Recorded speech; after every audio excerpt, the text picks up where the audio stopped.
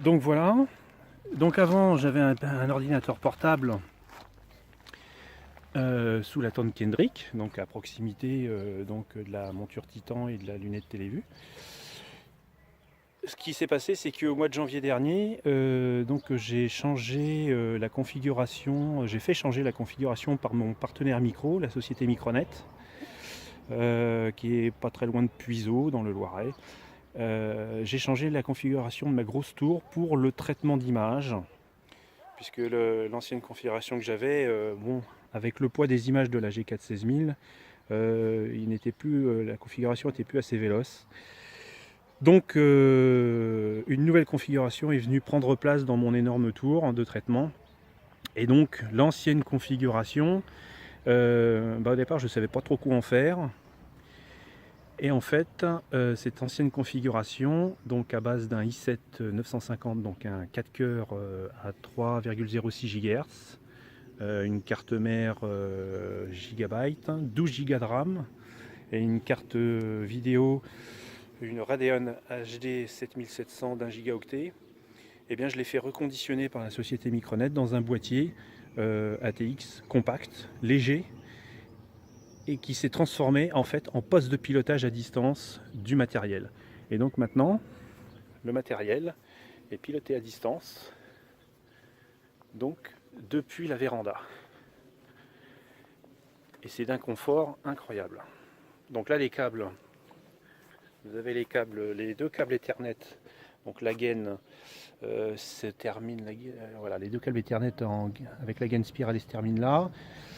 Donc j'ai laissé un petit peu de mou, hop. Vous avez le câble USB du FLI Atlas qui arrive ici également. Et là derrière la grille, là, vous avez donc l'ancienne configuration reconditionnée dans un nouveau boîtier avec un écran. On va voir ça tout de suite.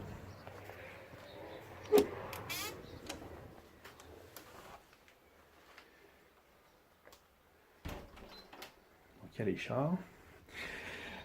Alors voilà, donc voilà la nouvelle tour, donc qui est une tour Antec GX200, qui est pas très chère, hein, qui vaut à peu près dans les 40 euros, qui est extrêmement bien conçue.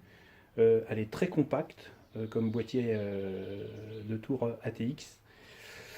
À l'avant, ici, vous avez une grille et j'ai fait installer deux ventilateurs Be Quiet de 12 cm de diamètre. Donc il y en a un ici et un ici, il y en a deux.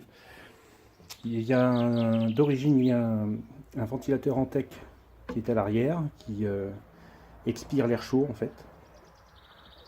Donc c'est un boîtier qui est vraiment super pour le prix.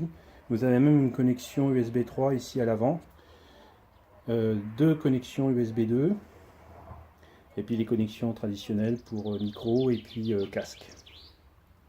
Et c'est une tour qui est très silencieuse.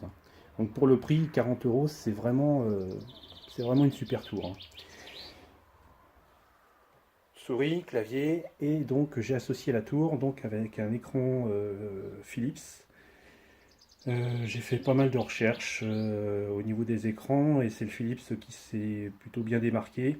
Donc c'est un 22 pouces Full HD, donc 1920 par 1080, écran mat, et c'est un écran IPS, donc très important.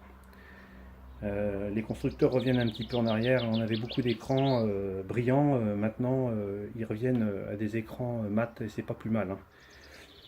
Et donc au niveau confort d'affichage, c'est très appréciable par rapport à l'ordinateur portable que j'avais, puisque sous Prism on a quand même pas mal de fenêtres avec la fenêtre de pilotage du FLI Atlas, des caméras CCD, de la cartographie en arrière-fond, des fenêtres d'autoguidage avec l'étoile d'autoguidage, les courbes d'autoguidage. Donc c'est vrai que le fait maintenant d'avoir un écran de 22 pouces, ça apporte quand même un énorme confort. Et puis le fait d'être dans la véranda tout court.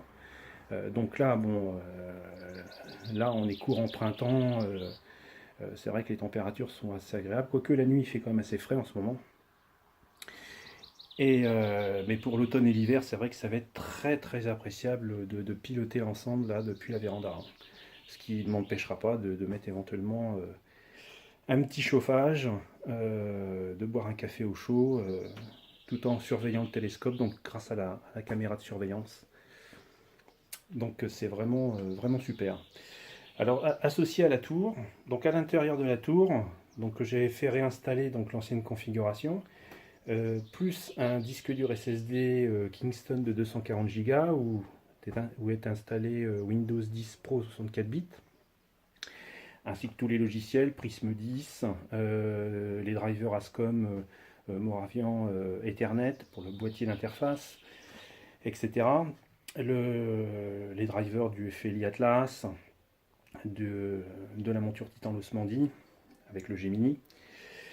Et là j'ai un petit disque dur de 500 Go, un Toshiba, un Store E, ultra rapide, qui fonctionne en USB 3. Alors pourquoi? Parce que malgré que j'ai un disque dur de stockage Western Digital d'1 Teraoctet, en fait, pour éviter de faire une copie le lendemain matin, et ben en fait, ce petit disque dur connecté en USB 3 est associé à un logiciel à l'intérieur qui s'appelle GoodSync, qui est un logiciel de synchronisation et de sauvegarde. Et en fait, dès qu'une nouvelle image arrive donc sur le disque dur Western Digital de la tour, GoodSync le repère et l'enregistre automatiquement sur le petit disque dur Toshiba. Donc comme ça, le lendemain matin, quand j'arrête tout, et ben en fait toutes les images sont déjà sur le petit disque dur et j'ai plus qu'après dans la journée à transférer les images directement sur la tour de traitement. La table, elle vient de Decathlon, très pratique, une quarantaine d'euros. Elle est vraiment super, tient pas beaucoup de place et suffisamment solide pour accueillir une tour comme l'Antec GX200 avec l'écran. Donc elle est vraiment super. Donc après, il y a le câble qui part vers l'onduleur dans la maison.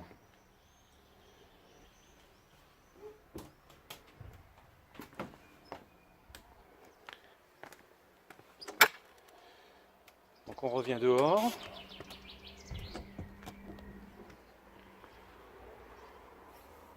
La véranda, et puis vous voyez là, hop, au milieu du jardin, donc le matériel. Donc je suis quand même obligé d'être à côté du télescope en début de nuit, donc pour faire la mise en station avec le Pole Master, et puis pour pointer la première étoile d'initialisation. Donc je demande quand même par le logiciel Prism et la cartographie de pointer, bon là actuellement la première l'étoile d'initialisation c'est Vega, mais je suis obligé quand même de la recentrer, de descendre dans le jardin, de la recentrer donc dans le chercheur point rouge. Et puis de la valider en synchronisation donc sous Prism et avec le driver Gemini 2. Et après, une fois que j'ai fait ça, après j'ai plus besoin de descendre dans le jardin. Après tout est piloté depuis la tour dans la véranda.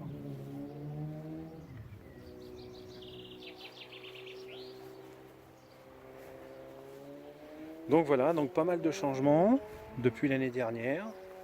Alors la tonne Kendrick, je l'ai toujours bien sûr. Elle continuera à servir, surtout pour les nuits où je ferai plusieurs nuits d'affilée, en fait, 4, 5 ou 6 nuits d'affilée, par exemple pendant une période de vacances. Mais par exemple pour une période de week-end, pour une, deux, voire maximum 3 nuits, ça sera l'installation que j'ai là actuellement. Donc avec le pilotage en semi-remote depuis la véranda.